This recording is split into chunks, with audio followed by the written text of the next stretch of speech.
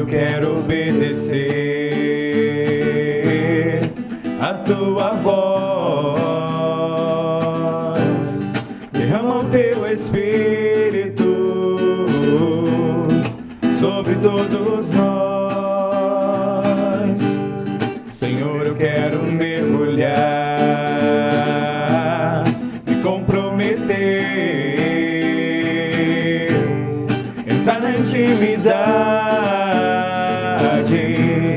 do teu coração. Derrama em nós tua unção, derrama o teu amor aqui, derrama o teu amor aqui. Faz chover sobre nós água viva, derrama o teu amor aqui, derrama o teu amor aqui. Faz chover sobre nós água viva. Nesse nosso programa de estreia, aqui na Diário TV, estamos recebendo aqui o Padre Carlos Henrique, que aliás é um habitué do nosso programa, e vamos falar hoje sobre a comunicação dentro dessa história da salvação do homem. Padre Carlos Henrique, boa noite, obrigado aí por ter aceitado o convite para estrear o nosso programa na Diário TV. Boa noite, Márcio, muito obrigado pelo convite de estrear esse programa nesse novo canal e que Deus possa nos abençoar, continuar esse programa para os nossos amigos de Teresópolis, católicos e de todas as religiões que possam estar assistindo e nos prestigiando e aprendendo alguma coisa de Cristo, da Igreja, da religião. Padre Carlos Henrique, a Diocese de Petrópolis está fazendo, aliás, não é só a Diocese, toda a Igreja está fazendo uma ação importante, que é a criação da Pastoral da Comunicação, não é? Então a nossa Diocese também está criando a Pastoral da Comunicação, a gente está se organizando.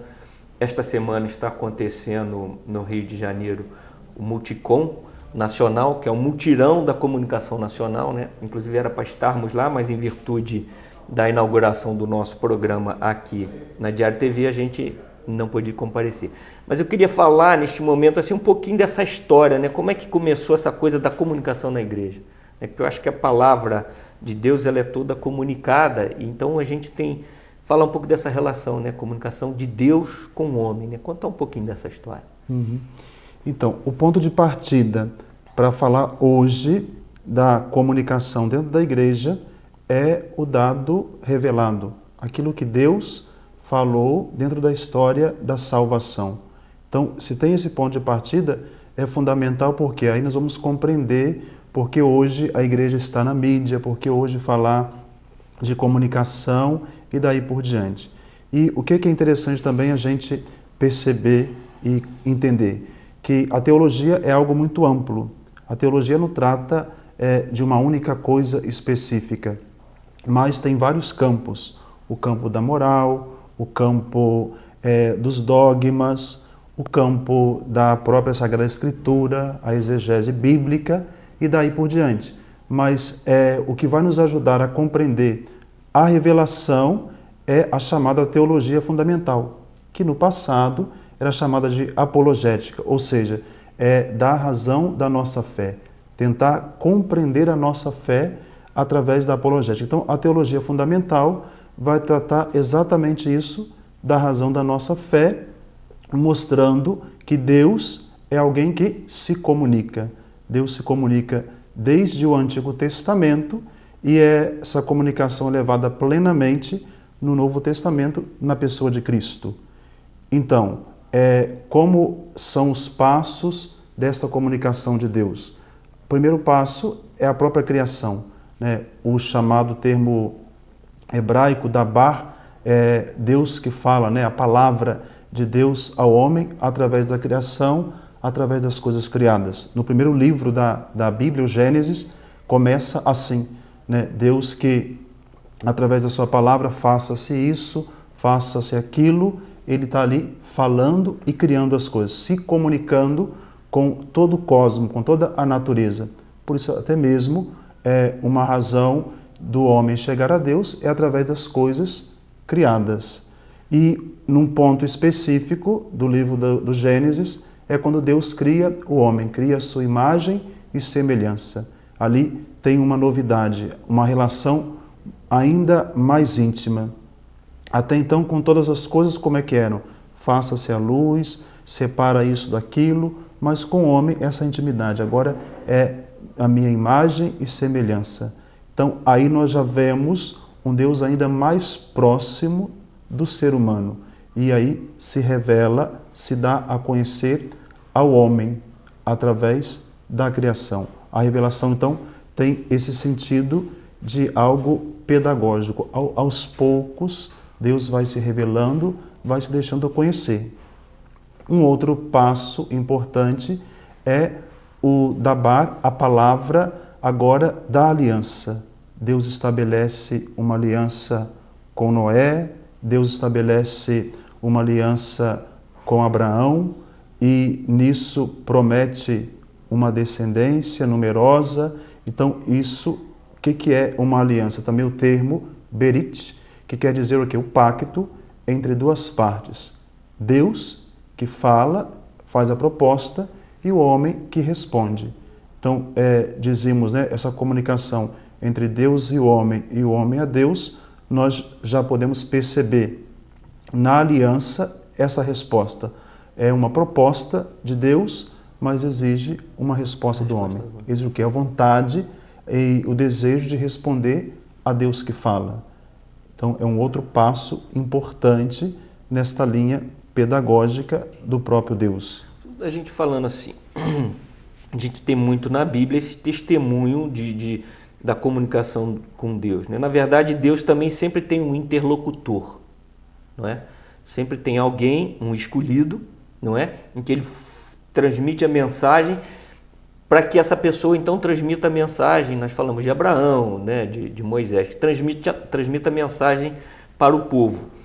Nessa comunicação de Deus, existe a possibilidade, ou acontece efetivamente a comunicação direta com as pessoas, sem haja necessidade do interlocutor? Quando Deus falou a Abraão, não é? Quando Deus falou a Noé, foi uma comunicação direta, né? De escolher alguém para revelar algo, para comunicar algo, e a partir dessa comunicação mostrar isso para as pessoas. Abraão, a terra, a descendência numerosa, e ele acreditou isso. Então é algo sempre direto, mas que é passado para o grupo, para a comunidade, para as pessoas que estão à volta. Com os profetas, é o terceiro passo da aliança, né? De Deus que fala, a palavra profética.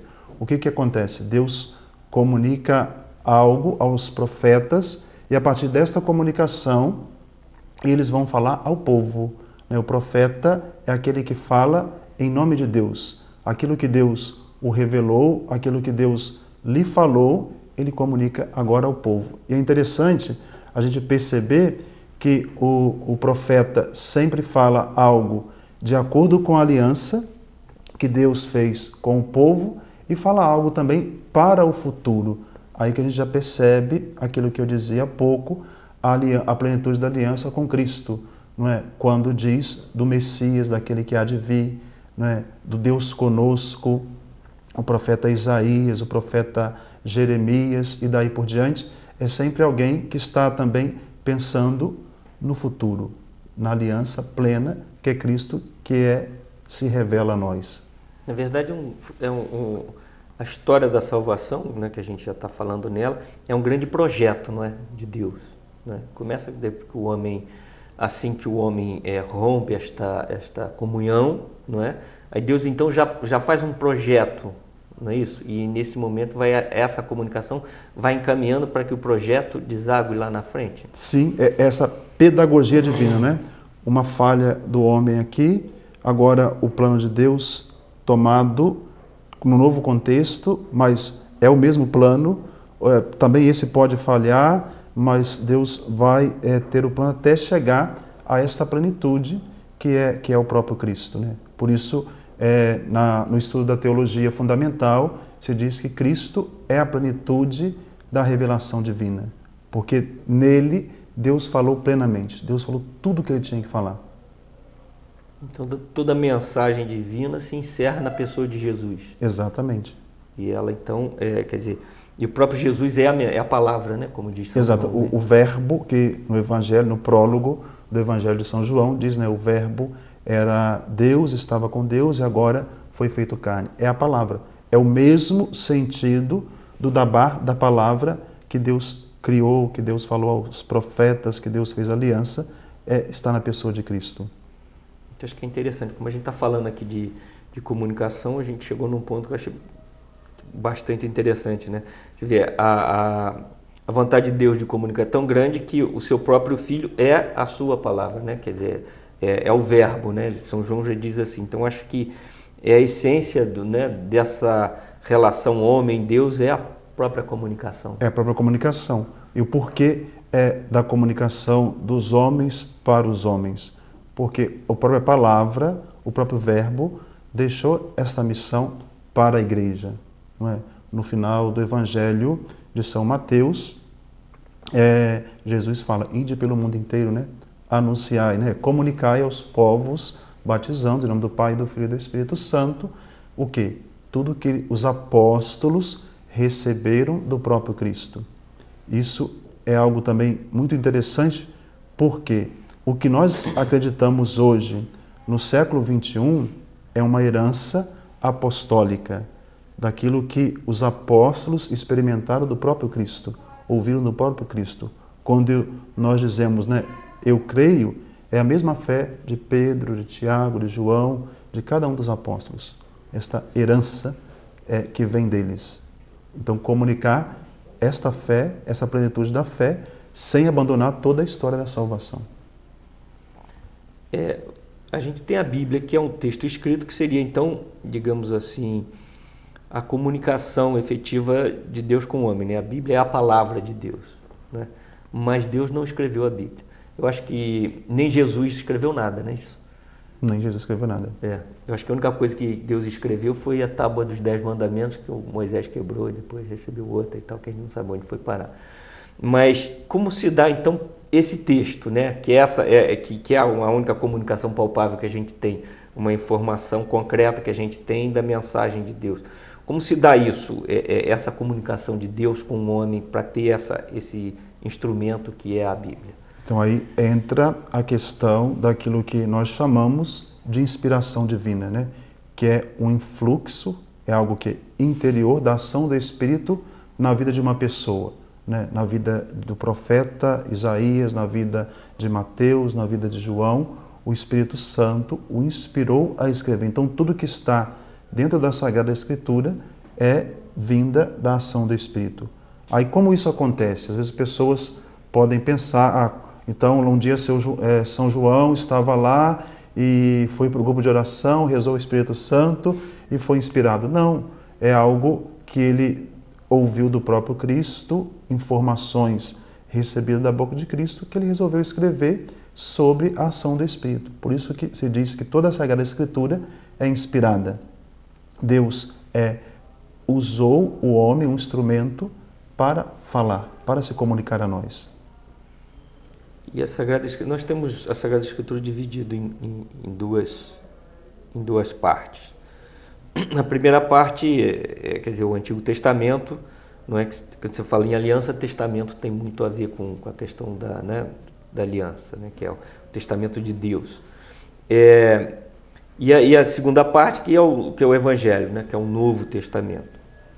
O que ele perguntar é o seguinte: este Antigo Testamento é toda uma preparação para o que se desemboca em Jesus Cristo, que está escrito no Evangelho. Essa informação, e a gente percebe muitas pessoas, às vezes, muito presas ao texto do Antigo Testamento. Jesus aboliu o Antigo Testamento, Jesus, quando veio, ele trouxe coisas novas, além do que estava no Antigo Testamento. O Antigo Testamento é só uma referência, só uma preparação para o que acontece no Novo Testamento? O Antigo Testamento é história da salvação. É algo que tem o seu início e a sua caminhada até chegar ao Novo Testamento, a pessoa de Cristo. Então, o Novo reflete, de certa forma, o Antigo Testamento. Tudo que está escrito no Antigo é algo que foi cumprido no Novo Testamento. Então, há uma ligação profunda entre Antigo e Novo Testamento. Não podemos dizer, olha, Cristo agora aboliu tudo o que tinha do Antigo Testamento e agora só o Novo. Não. Um está profundamente relacionado com o outro. Há uma relação profunda. Dizia da ação do profeta, por exemplo, lá no capítulo 7 de Isaías, o versículo 16, quando o profeta fala do Emanuel, do Deus conosco, da Virgem que há de conceber um filho, é o próprio Cristo. Então, essa relação profunda que se cumpriu na vida de Nossa Senhora, na vida de Cristo. Então, não se pode abolir o Antigo Testamento, dizer que agora só o Novo. Não, um está contido no outro. Mas tem coisas radicais nessa mensagem do Antigo Testamento, como, por exemplo, o anátema, né? que assim, naquelas guerras, naquela coisa, tinha que extirpar todo mundo, e Jesus vem falar de amor. É um Deus diferente, é um Deus que no Antigo Testamento parece vingativo, mas no Novo Testamento é um Deus de amor, que perdoa. Essa é uma diferença assim que a gente fica meio, né, assim... Agora, é interessante, porque é uma história da salvação. E a Dei Verbum, que é um documento da Igreja, que fala sobre a revelação, tem uma fase categórica. Deus fala aos homens como fala a amigos. Ou seja, é na história concreta do homem, de guerra, às vezes de ódio, de vingança, mas Deus é o Senhor da história, dizemos hoje. Ele sempre estava por trás de cada uma dessas coisas. Isso não quer dizer que ele quer o mal, não é? Mas, às vezes, mesmo acontecendo o mal, Deus fazia algo. E se a gente pega o Antigo Testamento só como um Deus vingativo, só como um Deus que castiga, pelo contrário, também tem um Deus que é Pai, que é amoroso, que tem preferência por Israel, que tem essa relação de se comunicar ao povo, né, do profeta, por exemplo, Jeremias, que fica extasiado diante do chamado. Quem sou eu para falar de ti? Né? Então, mas tu és o meu escolhido. Então, é uma relação também muito paternal, muito de proximidade. Existe a história que está por trás, que Deus falou, mas não deixa de ser Pai, não deixa de ser o mesmo que Cristo revelou, que é bondade, que é amor. Aliás, estou falando de Pai, eu acho que a grande mensagem de Jesus, né, que é o finalzinho lá, né, que é o Novo Testamento, que perpassa toda a Bíblia, é esta de Deus Pai, né? Então, Jesus chega lá e quando chama o Pai, né, chama Deus de Pai, né? E eu acho que é essa informação que passa para a gente do amor do Pai, né, aos seus filhos. A gente vai dar assim uma paradinha, né? A gente volta aí no próximo bloco e vamos falar um pouco mais então aqui do Novo Testamento, dessa comunicação da palavra, né, do próprio Jesus Cristo com o homem, e ver um pouquinho da ação nossa, o que devemos fazer, né, para transmitir o nosso dever de comunicar a palavra.